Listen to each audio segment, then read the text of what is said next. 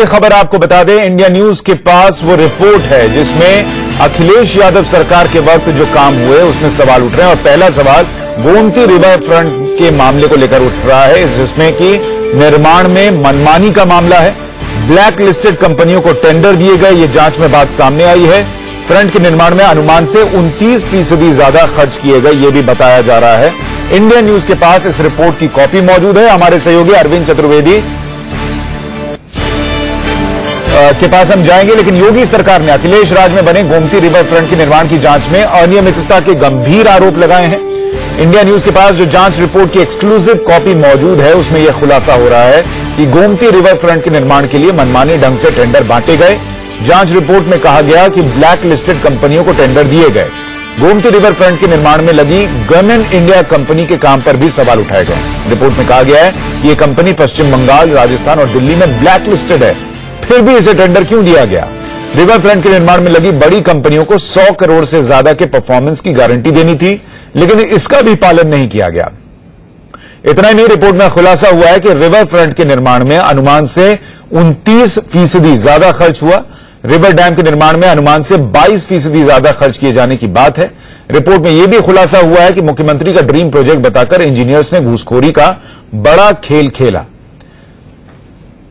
अब तक 8 इंजीनियर्स के खिलाफ एफआईआर भी दर्ज कर ली गई है। 2 सीनियर आईएएस अफसर भी सवालों के घेरे में हैं, इसलिए योगी सरकार पूरी जांच सीबीआई से कराने का मन बना चुकी है। रिपोर्ट में तत्कालीन मुख्य सचिव, प्रमुख सचिव सिंचाई पर अनियमितता के गंभीर आरोप लगे हैं। और हमारे साथ अरविंद, हमारे सहयोगी जुड़ रहे हैं। अरविंद, आपके पास इस रिपोर्ट की कॉपी मौजूद है, इसमें और क्या खास बातें पहले दर्शकों के लिए बताइए, तब मैं मनोज जी के पास जाऊंगा जो सपा नेता हमारे साथ जुड़ रहा है। सुशांत, ये इंडिया न्यूज के पास एक्सक्लूसिव रिपोर्ट की कॉपी है, आप देख सकते हैं हमारे पास ये कॉपी है। और इसमें हर पैमाने पे, जिसको कह सकते हैं कि हर जगह गड़बड़ियां ही गड़बड़ियां नजर आ रही है।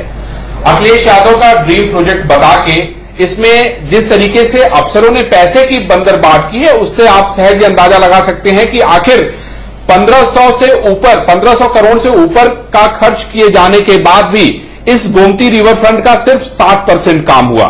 बड़ा सवाल यह है कि इसके लिए बाकायदा टास्क फोर्स बनाई गई थी अफसरों के नेतृत्व में। उस टास्क फोर्स ने क्या किया?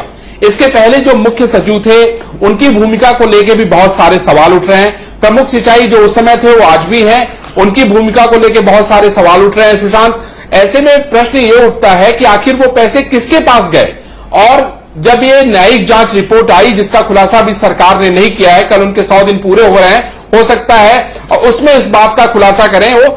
लेकिन इस मामले में 8 लोगों के खिलाफ एफआईआर कर दी गई। उसके बाद मैं आपको सुशांत ये बताना चाहता हूं कि उसमें शामिल एक इंजीनियर को यहाँ के तत्कालीन प्रमुख सचिव ने बहुत सारे सवाल हैं। अरविंद, मनोज जी हमारे साथ हैं, समाजवादी पार्टी के नेता।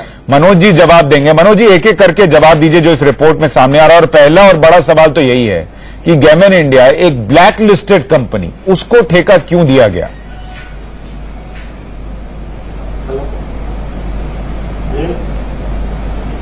मैं सुशांत जी आपको जानकारी देना चाहूंगा, अभी परसों नरसों इनकी कैबिनेट बैठक हुई है और अभी अभी जो पंजीरी घोटाले की बात भी चल रही है और सरकार बनते ही आई थी, और अभी इनकी कैबिनेट में उसी कंपनी को दोबारा 3 महीने के लिए आगे बढ़ा दिया गया, उसका वितरण अधिकार दे दिया गया, जिस कंपनी को ये गलत कह रहे थे।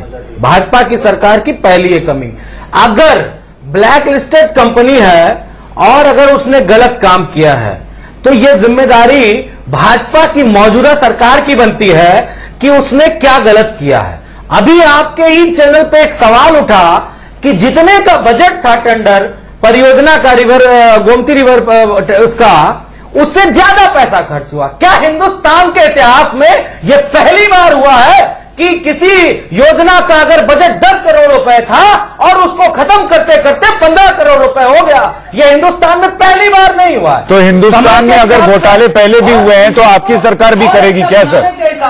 और आप जिस ब्लैक लिस्टेड कंपनी के बारे में बात कर रहे हैं, सरकारों में जो एक तरीका होता है कि आप एक चुनी हुई एक अच्छी कंपनी को टेंडर दें, पहले ही ब्लैकलिस्टेड है, आप उसको टेंडर दे रहे हैं, वजह तो बताइए, उसमें ऐसा क्या दिख गया कि ब्लैकलिस्टेड कंपनी को आपने टेंडर दिया? और ठीक है, बजट बढ़ गया, लेकिन काम भी तो बढ़ना चाहिए था। काम 60% हुआ और बजट आपका बेइंतहा चला गया।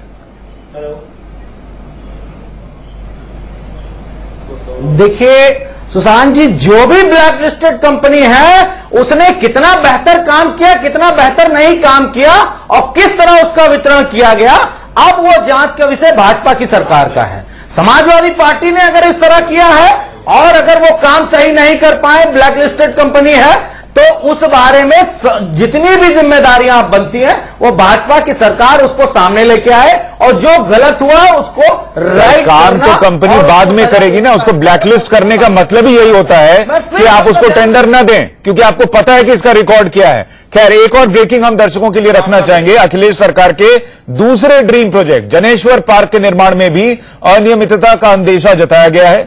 जनेश्वर मिश्रा पार्क में सांप पकड़ने के लिए 8 लाख रुपए खर्च किए गए। सोफा और कुर्सियों पर 13,75,000 रुपए से ज्यादा खर्च किए गए। फिल्टर प्लांट लगाने में 1,73,00,000 से ज्यादा का व्यय बताया गया है। पार्क में पेड़ और गमले की रखरखाव पर 14 करोड़ रुपए से ज्यादा खर्च कर दिए गए। झंडे को गाड़ने के लिए जो प्लेटफॉर्म बनवाया गया उस पर 1,48,00,000 रुपए खर्च कर दिए। झंडे में जो डंडा लगा उस पर 34,27,000 से ज्यादा का खर्च आया। सिर्फ 2016 के कुछ महीनों की यह रिपोर्ट है। आप देखिए, क्या यह यकीन करने लायक है मनोज जी कि लाखों का डंडा, करोड़ों का प्लेटफॉर्म, सांप पकड़ने के लिए लाखों, क्या है ये? सुशांत जी, अगर सांप पकड़ने का अभी आपने रिपोर्ट में जो बताया 8 लाख रुपए, तो मुझे बड़ी खुशी हुई।